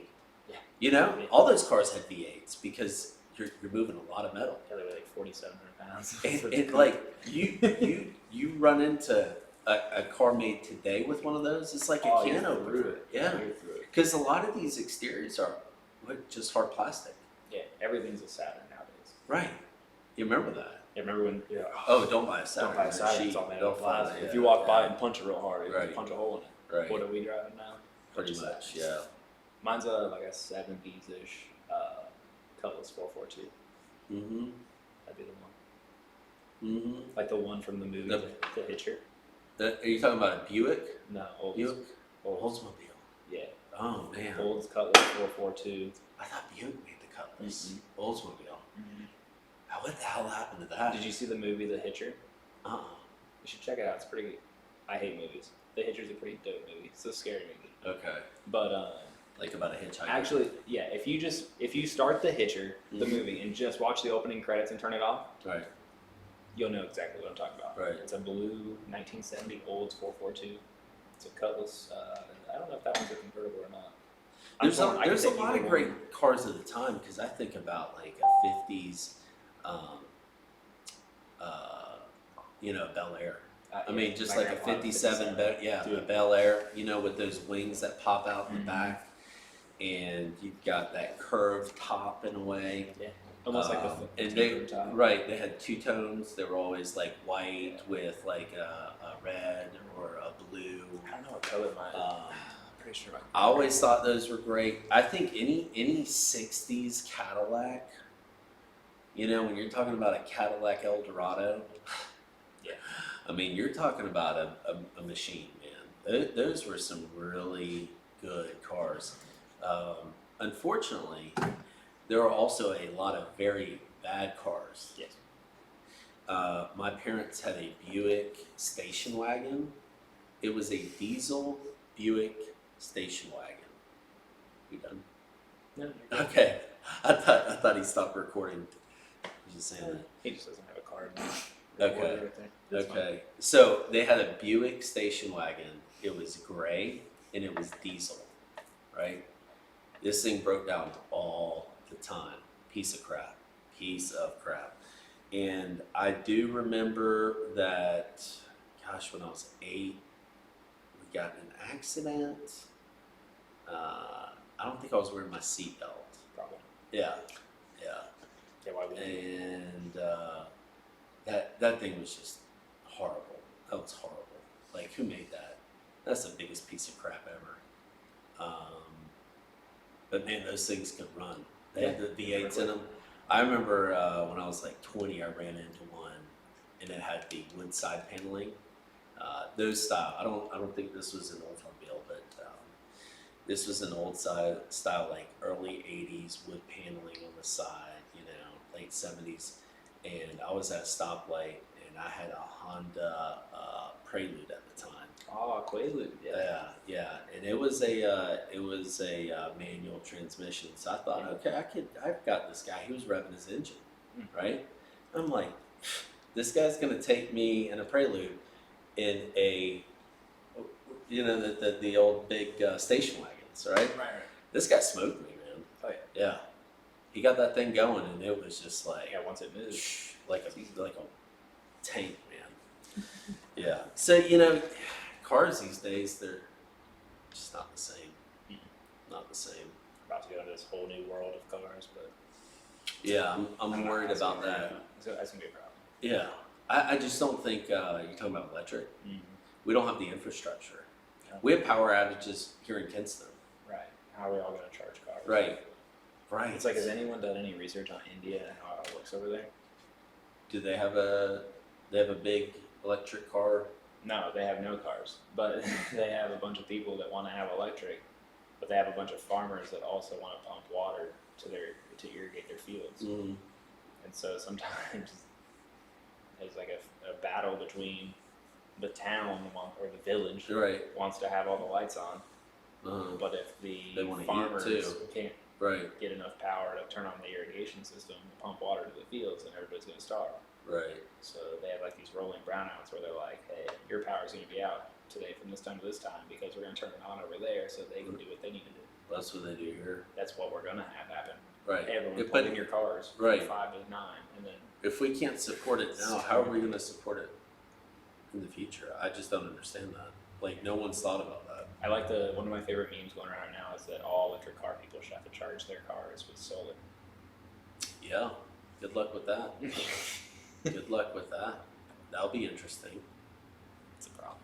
Anyhow, not to get too worldly, but I don't like the concept of electric cars. my thing is coming from the Columbus area, which going all the way back is melting pot. Mm-hmm. Columbus, Ohio is known for people moving in from everywhere else and them all like melting together and creating a really great city that's one of the fastest growing cities in the whole country. It's Right. one of the best places to live in the country if you're into being in a city but not having it be some bureaucratic hell Right. yet. It's getting there. But anyway, like you go from all those things into it, it's like it's very interesting. Very, very, very, very, very interesting of how you can have situations where you have that many people that are like pro technology and all these things, and they're moving into spaces, and it's like, all right, so the cities are the ones that generally want the electric vehicles, but like, could you imagine an area rural-ish like this adapting to everyone having electric cars? It's such a slow process. I would Right. say like this area technologically is 10 to 15 years behind any major city, and it's just from the amount of people pushing things. Right. I think you have a huge, what you almost had a car wreck here. I think you just have a huge infrastructure issue. Yeah. The ones that, the cars are still, highly priced. Yeah. It's not like everybody can go out and afford these things. It's not like Henry. Yeah, not Henry everyone's Ford buying a Model new car every Right. 3 years. So I think you have that. I think I have an issue with like the environmental impact of the batteries. Yeah. The mining of the lithium. I mean, if you know anything about lithium and that technology, that's not stuff that is very good coming out of the earth, and it has to be refined. And It's like how we jump back and forth between, well, we're not taking oil out, but now we're doing this other thing. right, It's we're kinda just sketchy, too. yeah. Well, a lot of How that do you has to be dispose of it? strip mined. Yeah. Right. And those batteries only last a certain time period. What happens to those then? How do you recycle a used car battery? Ask France. Right. You see what they did? Uh-huh. They had something in the neighborhood of like 3,000 cars now that they had purchased like 8 years ago. They Right. were like, all the government vehicles in Paris are going to be electric vehicles now. Right. And they bought a whole bunch of vehicles, and they were in commission for like not 5 years. And then all the batteries went bad on them, and the cost to replace the batteries was more than just buy a new car. And so Right. they retired all these cars to just like a farm field. And there's just like, I think That's it's awesome. something like 3,000 electric cars just sitting rotting in a field. Well, I think Somewhere in France. that's one of the issues I have. And then when you go out, these batteries only last a certain time period. I don't understand. Is there not? Does it not recharge itself? I mean, doesn't it have an alternator, or is it just taking too much power to drive these things to regenerate the energy that it's actually producing? As being a former Prius owner myself, I would tell you that, and I loved it. Like, freaking amazing driving a Prius. It's actually really fun. Right. Especially when you get into it. So there's a thing where, like, when you're going downhill, you basically can like hit it into this mode that puts like a little bit more drag on the motor, and then it charges the battery back up a little bit at a higher rate than normal. Mm-hmm. And so, but the short answer to your thing is, I guess you can't ever you can't regenerate regen as much as it costs to start. So it's like if you run but then you coast down the hill, Right. it's still you regain some, but you still put out more than you can regen. I think you got to look at these batteries. From what I understand, $20,000, $10,000 to $20,000. I mean, when your battery's dead in those things, you can't even sell it. It's useless. You know why? Who's going to buy an electric car without a battery? And you can't get the information out of it to sell it. It's useless. Right. You have to have that thing charged and on to be able to sell that product. Yeah, what happens when you can't, the battery's so fried that you can't pull it up to see what the odometer's? Right. You're I mean, think about that. You're Yes, selling scrap. you've saved all this money from, Potentially. from not doing gas, right? Not having gas in your car. But then, are you saving $10,000 to go buy a battery when it dies? I don't know. Most people, I don't think, are. How many people are that fiscally responsible? Well, Not all. right. I mean, looking at society, and yeah. Well, we'll just do like a government program maybe. I don't know. Just, If we print please money quit and give it to you, printing it'll be money. fine. Yeah. The reason our money's worth less today than it was last Thanksgiving is because we just printed more. Yeah. When we stop printing more money, right. Yeah. Oh man, this is great. They just gave us another $2,000 in stimulus dollars. Do you have a job? Right. Yes. You just got fucked. Right. If you don't work, it's great. But if you trade time for dollars and then they just give away free dollars, Right. you got hosed. Right. Your actually salary went down. Your Yeah. pay went down. Yeah. So how was it? Wasn't it really cool to get that 3% raise when inflation was 8%? I run my own business. No, I just think like in general, like everyone got like that. Woo! I got a 3.1% raise this year, 2021. Yeah, inflation the following year is 8% month over year over year. Right. So It's you did horrible. really well. It's Yeah. horrible. It I mean, was. inflation it's just annihilating people right now.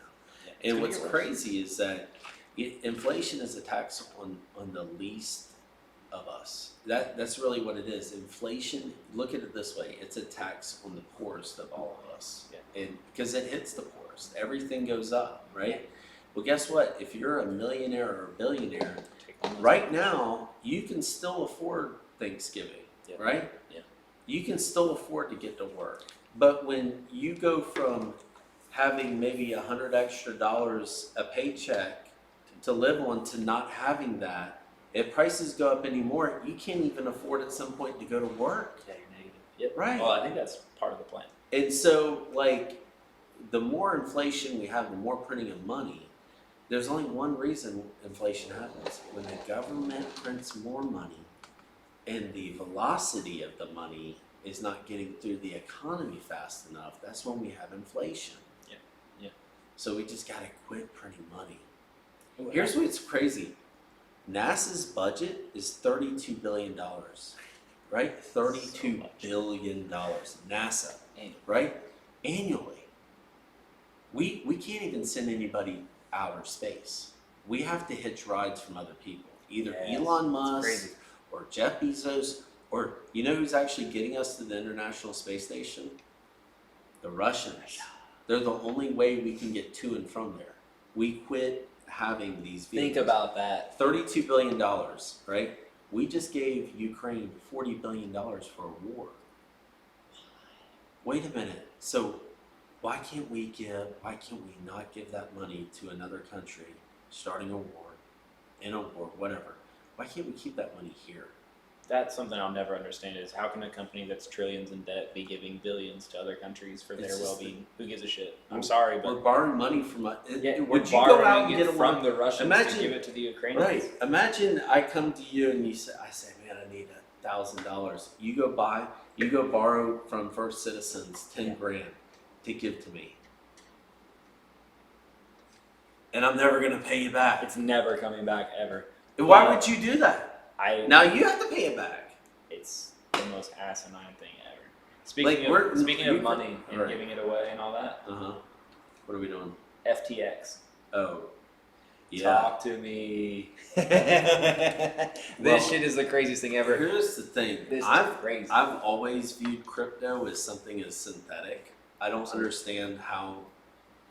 It reminds me of the mortgage-backed securities. Yeah. Some of the credit default swaps that was going on in the early 2000s, and really the reason we ran out of our economy crashed is because we were over leveraged, and all our financial institutions were over leveraged in products that were fake. Yeah, they weren't real. They were bets on bets, and they didn't work out. And so there's still mortgage-backed securities. Obviously, we're still doing mortgages. We still have these credit default swaps, which are they're insurance plans on these mortgage-backed securities. So we still have those, but now we have crypto, which I don't understand. It's like another currency that's digital. And how does it keep multiplying? These crypto mines, like you've heard about this. Yeah. And so I don't know enough to talk about it. What I do know is that what FTX just $38 billion people invested $38 billion and it's gone. And this guy basically just lived a lifestyle how is this guy not in jail? Or all over the news. Isn't it like the same thing as Bernie Madoff, right? All over again. But this guy's like that guy went died to jail. Man. Bernie Madoff? Did he die? No. He's here in North Carolina, I believe. Really? Yeah. I know he went to North Carolina. There's a federal prison here. I don't know. He died recently. I don't think he did. Maybe he did. I don't know. Brother. But that guy went to jail. This Sam Bankman-Fried, how is this guy not in jail? How has he not been at least captured? Yeah, he better be captured as soon as he's about to disappear. Well, the craziest thing is, what I've seen is that on social media, he's admitted to several felonies. Yes. Right. He took, so the long and short, the uneducated short of this is this guy started basically a market to allow you to trade cryptocurrencies within his entity. And more or less, he allowed a bunch of people to put their money in, and then his company took their investment dollars, and you're supposed to, again, I don't know a lot about this, but if you're doing that and you take other people's money in, it has to stay like over here, and that's right. like You the can't other have people's commingling. money. Yeah, you can't commingle accounts. Yeah, you can't like have a bunch of people put a bunch of money in and buy things, and then also take it and then like put some of it over here, and then like you're gambling with you're playing the market with these other people's money while you're borrowing it or holding it for them. Right, You technically can't do that. A lot of places illegally do so, and they never get caught because things don't ever fall down and crash in their pants. But like this dude was doing that, and then the market was like, and then everyone was coming over to him on this side. They're like, yeah, we'd like to go ahead and withdraw because this isn't going well. And he was like, oh shit. He didn't have enough money to cover all the withdrawals. So basically it'd be like if you and I and all these people went to our banks and we all started pulling all of our money out of the bank. They didn't have enough money. We all started cashing out. Right. Kind of like how the Depression happened. Right. That's what he basically was doing. But he was making like $300 million withdrawals to himself. Right. Like annually to just like go hang out on boats and stuff. Well, you think about things like this. Have you ever heard of the crash of 1920? I think something. Right. But it was one of the largest economic collapses in U.S. history. Right. People remember the 1929 collapse. Mm-hmm. Why? Because it went on forever. Yeah. It went into pretty much the whole 30s, and it went until World War II that we actually started getting out of it, right? Yeah, thank God we got to World War II. It kind of helped. Right. Well, Economy. yeah, because everybody was just annihilated, so Yeah. everybody had to buy things from the U.S. because we were the only Held ones out, yeah. actually able to produce things. You got to think about it. Like you look at Dresden, Germany, after World War II, that place was like 500,000 people, and it's like completely just leveled, right? So that's how most of Europe was, and a lot of Japan, right? And you got to realize the Japanese were at war with the Chinese, killing millions and millions of Chinese during World War II, which is not something that's really well talked about, right? So you had the whole world pretty much leveled off. But the 1920 crash, right? You don't hear about that because we recovered. Well, how did we do that? You know who the president was then? Calvin Coolidge, right? So he did things like monetary policy, right? Reducing interest rates. He did some things with tax rates immediately to get us back to where we needed to be. Yeah. Dropping the tax rate on corporations and people, what he did, made the Roaring Twenties a Roaring Twenties. Imagine that. Right. Now, a lot of shenanigans went on during that time period, right? Sure. But there's not much correlation. So at the end of the day, what are we doing now? Are we putting ourselves in this similar situation financially as a country that we have in the past? You know, you remember 07, 08? Yeah, that was definitely a sucky time to be doing anything. Yeah, it was terrible. Everybody was like, "Do I still have a job?" I was worked like- at Merrill Lynch at the time. I was serving tables, man. Right. It was tough. I was going out there. I remember Merrill Lynch. I asked my boss. I said, because Lehman Brothers was tanking, and they were like a huge rival of Merrill Lynch, and I was like, I don't think Lehman Brothers is going to make it. He said, man, if Lehman Brothers goes out of business, we're all done. Yeah, we're falling. Oh my God! He said, don't worry about it. And what happened? Like 2 days later, Lehman Brothers, who'd been around for like 150 years, went out of business, and people were packing up their stuff and walking out the door. And then, like a couple weeks later, well, we were told everything's going to be fine, and we're not changing the comp plan. Well, about 30 days later, they changed the comp plan, and everything was not all right. Yeah, very quickly. Right. So we just got to learn from this. But this crypto thing, I think this is the beginning of the beginning. Yeah. And that unraveling. Yeah. I don't think it's going away. I think that it's just something that I don't know if there's a need for it. I think the problem is that it was the It's not backed by anything. Yeah, it was the Wild West for too long, and now they're going to get regulated to hell, Right. at least in the U.S.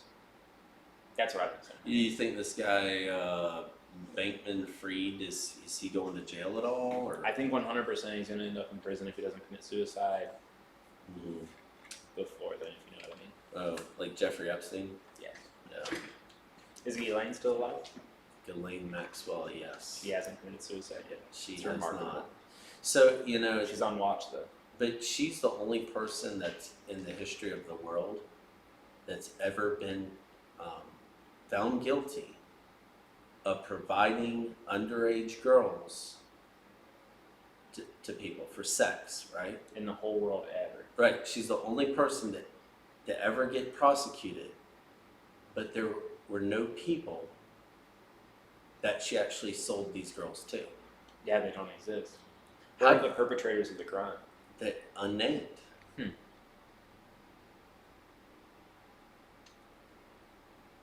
It's almost like How- prosecuting hold on a minute. murder without a body. No, I mean, but you can't even just think about it. It's like it's honestly one of the sickest things if you've ever watched one of these Jeffrey Epstein documentaries on what he did. It's just sick. He preyed on young girls, 13, 14 years old. He would get other girls recruited into it. They would go recruit these other young girls who were down on their luck, maybe didn't come from a great household, had issues at school, and they'd be put in sex slavery. And she's the only one that's in jail right now because of it. Yeah, it's crazy. The men who went to this island and where's the benefited, right? But we know some people have done this. Yeah. I mean, Melinda Gates is divorcing her husband, Bill Gates, because of his ties to Jeffrey Epstein. So the guy you're buying Microsoft products from Everybody's put is a pedophile. Yeah. You know, he paid to sleep with 13-year-old girls, and his wife said that's why she's divorcing him. Think And about he's that. admitted that. How is there not? Why? How is that guy still? Right? It's tricky. But it's not just even Bill Gates. Who else is on that list? Yeah. It's a long, long, long list. Right. And it's something that should never be acceptable to be just pushed away or not talked about. Yeah, it's over another road. Right. These I people watched need one to of be those, man. prosecuted. Honestly, it's just disgusting.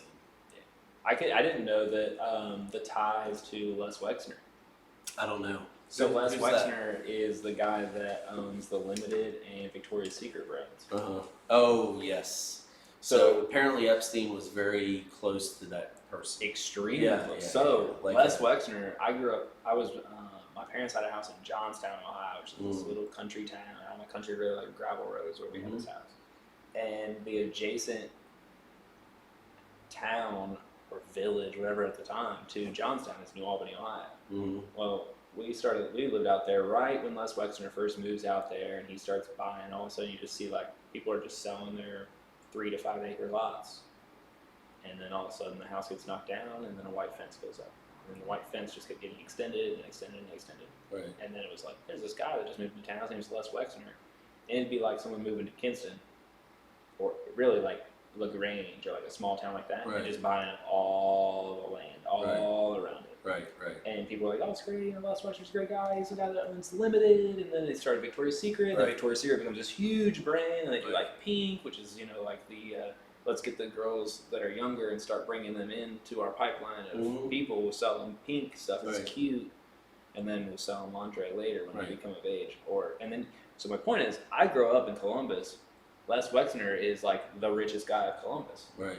And he lives in this town next to us, and we used to drive by his lot, or like his land, and Right. it was always by things. The It was like, estate. yeah, the estate, and there was like the little guardhouse where they'd have, you'd pull in and they'd check you out. They'd have off-duty cops working there and stuff. So my dad wrote insurance for one of those off-duty cops that worked at the little guardhouse. Mm-hmm. We're watching this freaking documentary. Jeffrey Epstein literally was sold the guest house of the estate from Les Wexner. So Les actually sold his guest house to Jeffrey Epstein. So in Ohio. yeah, in New Albany. New Albany. So we had literally, I had for years driven by this freaking driveway And didn't know what. and had no idea. It was just like, oh, that's where freaking Oh, Les was gosh. and all this shit. So we were watching this shit, dude, like 6 months ago. Me and Steph were watching this in the bed. We're like, I'm going, you've got to freaking be kidding me. And it was all about the ties between Jeffrey Epstein and Les Wexner. And more or less, like, Les Wexner had signed power of attorney to Jeffrey Epstein for his entire estate at one point in time. Mm-hmm. So Jeffrey Epstein pretty much did all of the financials and had the ability to sign anything as if he was Les Wexner. Mm-hmm. That's crazy. It's freaking crazy. And then you find out, and it's like all these things, and it all goes down the sun, and they're like, can anyone really prove that there wasn't a sexual relationship between Jeffrey Epstein and Les Wexner? Mm-hmm. And there was always this thing in Columbus, was like, oh, Les Wexner, yeah, he's a great guy, but he's got like a secret, man. Les Mhm. Wexner might be gay. Mm-hmm. People were like, oh, there's just like this big urban legend. Well, we just never really thought of it. Right. I'm watching this thing, and then there's like this whole little thing of like how he had allowed Jeffrey Epstein to basically like weasel himself all the way into all of his things, and he couldn't get him out of his stuff because he was so deeply entrenched. Right. Dude's literally, he owns the freaking guest house on his property. And Crazy. literally, like, we were driving by that little gatehouse, and this Mhm. lady was like telling a story about how she was like taken advantage of in that guest house, and she Mhm. called, and she Right, saw right. the cops the police pulled up to like that little check-in house, Mm-hmm. and they were turned away What? because they were like, nah, there's nothing going on here, and the cops left. And I was going, holy crap, I literally drove by that place like 5 or 6 days a week, and my dad was always like, that's where so-and-so works, Yeah. that's where they had these signs on all the fences, like every 100 feet, Yeah. and they were like these pictures of a dog, a German Shepherd, and it said, caution, property surveilled by canines. Mm. And it was for miles and miles and miles and miles. Don't even Right. cross those, Right. because you Right. cross. It was like white fence, tall pine trees, and then everything was always really finely manicured, very expensive. Right. And it was like the thing around there is like being kids, like don't effing jump those white fences. Those dogs will kill you. Right. And then you find out all this security, and then you find out what was going on behind it. Oh My God. But yeah, well, that's the here's ties. the thing. They weren't keeping people out. They were probably keeping people in. And that's what her thing was. So She was told to Jeez. come there, and then she was held captive in the Right. guest house for like 6 weeks and taken advantage of. It was like a living hell. She Oh couldn't my get out of it gosh. because she couldn't leave Right. but it was to add that layer to the Jeffrey Epstein thing, like we had witnessed all that stuff, and then we watched the documentary, like, oh my God, that guy in that town, like in Columbus. You know what? It's crazy. People were notified of this guy, Epstein, for a long time. Like in 04 and 05, it became a thing. Mm-hmm. And then the Florida Attorney General didn't look into it. Guy didn't look into it. No, scumbag. This guy was a scumbag, yeah. Actually, that Attorney General ended up being like in Trump's cabinet and was gone in like weeks. He had some issues, right? Imagine that, right? But that guy was not a good guy. That guy was not a good guy. And you have all these girls coming to you, and he had that place in Fort Lauderdale or Palm Beach. I think it was Palm Beach, and it's dozens and dozens and dozens of 13 and 14-year-old girls at the time. I just don't understand how that happens, and nothing gets done about it. Yeah, it's sick. Yeah, there's some sick people out there. It's freaking crazy. Yeah, it's crazy. Because if it was anybody else, like if that was Jerry, working at the factory down the road, he'd be in prison. Yeah. Put on the news, and this is the biggest thing you've ever needed to know about. How can you catch people just for having child porn on their computers, but you can't catch this shit? Right. You can go all the way back and draw it down to an IP address and be like, you in this little closet or in mom's basement, we have trapped you. We figured it out. Here, but this other shit, that there's so much that you just made it public. There's got to be so much more that's not public, and it's like, no. But the banks never stopped his money flow. The banks never closed his accounts. I just saw a couple weeks ago where the whole Kanye West thing happened, and Chase, JP Morgan Chase, suspended his account, and I'm like, wait a minute, why? Jeffrey Epstein had an account at JP Morgan Chase. This guy's an runs an international pedophilia ring, is in prison, but all of his bank's accounts with JP Morgan Chase were never closed. It's different. Jeez. But Kanye, he's an enemy of the state, Right. Well, look, here's the thing with most people. If you say one good thing about one person, it's like we have these binary choices. If I say something good about Biden, right? Joe Biden, let's say I said something good about Joe Biden. People would automatically say, oh, you must hate Trump. You're a liberal. Or you must not like Trump. Or if I said something nice about Trump, you must hate Biden. No, or I mean, racist. I can actually dislike both people. Like life is not A or B, but that's the small time thinking.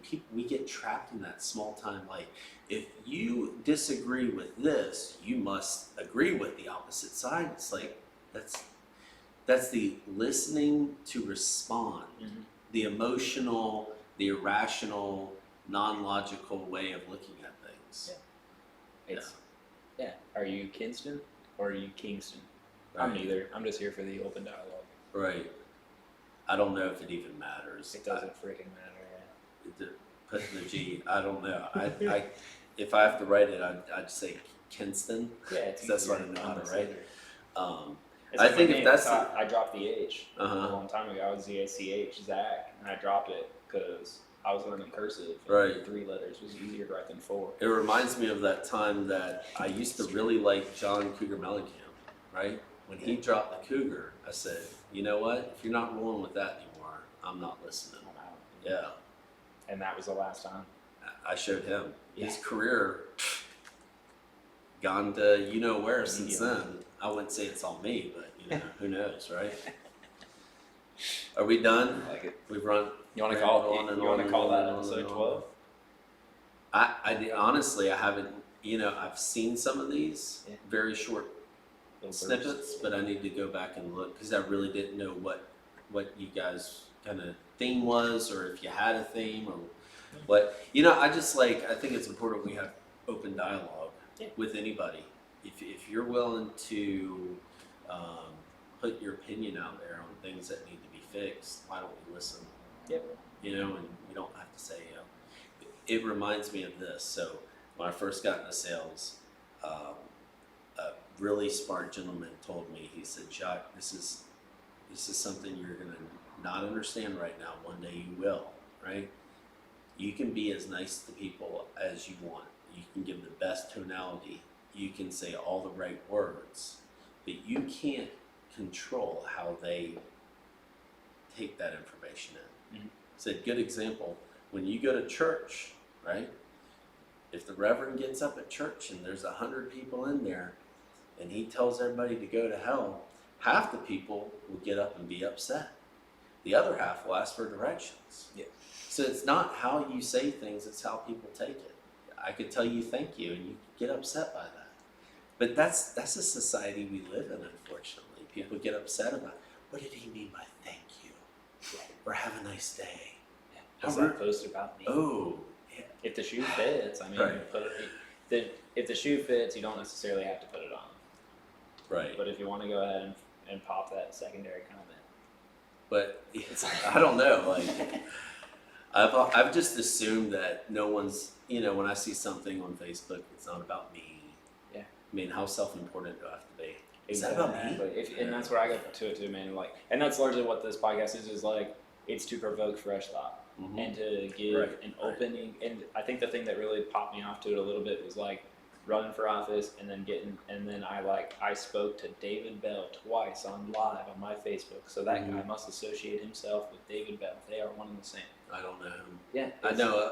Yeah, it's of I've him. met him. But it's maybe like, once or twice. I did that last year while running, and people were like, "Can you believe it? Zac is running as an extension of this other character." And it was like, no. Y'all completely misinterpreted that. I just showed you how I can have an open conversation with a person that has a completely different understanding of Right. things, a different opinion of things, Right. and we can both sit here together as adults. And I don't have to agree with everything he says, and I don't have to disagree with everything that he says. But the Right. fact that I can sit here on a live for 3 hours of live without cutting it, without editing it, without Right. being like, hey, I really didn't like that question. Can we ask it a little different way? Yeah. Sitting there and taking it while being a candidate for office to an extremely polarizing figure to a bunch of other people, at least. Mhm. It's just like, why not open it? And again, everybody teaches. There's things that he said that I was like, very interesting. Never thought of it that way. There's things Good that he said, and I point. was like, okay, that's not for me. But Right. that's what the podcast is largely. Of if we can bring enough people on that have the backbone to say things that other people may be afraid to say, but it's food for thought. Right, right. This is a great area. I think we have the potential to have a great community. I think we do for the most part. I think there's a few things, but you know, it's not something that we just create all this stuff and press play, Exactly. right? You have to continue to cultivate it. It's just like a relationship with your kid. You don't just say, "Hey, don't do drugs," and that's the last time you ever say that. Right. That's something you have to talk to your kids about these things. You have to cultivate. You have to be intentional with whether it's your children or a relationship or a town, a business, whatever. You have to be intentional with what you're doing on a daily basis, right? Yep. So, That's it, man. but if we don't like the outcomes in a year or two, when's the next election? If we don't like the outcomes, we can make different decisions. But you know, hey, in a year or two, people will either have a whole lot to run on and a whole lot of evidence saying, look how good of a job I've done, or things won't be good and they'll have to say, look at the horrible job I've done, or they'll blame it on somebody else. Yeah. You know? Yeah. I don't know. Just take accountability. You either Exactly. did a good job or you suck. Make a decision, own it, and move on. And then every 4 years is what it is. try something Make different, good or keep it decisions. the same. Yeah, doing a good job. I'll tell you what, I think a lot of people here would reward, even if you made 7% of the decisions wrong, but you made twice as many decisions in your 4 years, and you were 93% good and 7% bad, as opposed to 98% good and 2% bad, but you only made 10 decisions in 4 years. Right. I mean, how many good decisions were made? Right. A lot more good decisions, and they will outweigh the bad. And But you can't hesitate. yeah, just Here's the thing, like, it's good. it's something good or bad's going to happen. Yes. And if you hesitate, more likely something bad's going to happen. Yeah. Right. The worst decision is Right. indecision. Right. Look at the accident here. Guy didn't know if he wanted to turn left or go straight. He couldn't make a decision. What did he do? Drove right in the building. That's awesome. He took the middle of left and straight. Yeah. He went kind of left and then straight. Drive Worst decision there. is indecision. He was only going 20 miles an hour. He could have just turned left. Could have said, I don't know what to do. "Which way am I going?" Hopefully that person is okay. Oh yeah, he's fine. Okay. He did Good. under 16, so he did 3 weeks in juvie. Back out on the streets. Oh, really? Yeah, stealing a car. 15-year-old. 14 or 15, grand theft auto, evading police, less than 3 weeks in juvenile detention. And then I know this because as soon as he got out, he commented on my post and was like, "I'm already out, dog." And I was like, "Good for you. I'm very happy for you. Yeah. He'll be back very soon." Anywho, that's episode 12 of the Kickin' It With podcast. Thank you for joining me. I'm Zac Holcomb. This is Jacques Passailaigue. Thanks for joining us, man. Yeah, that was good, man. Good fun. Have you back again.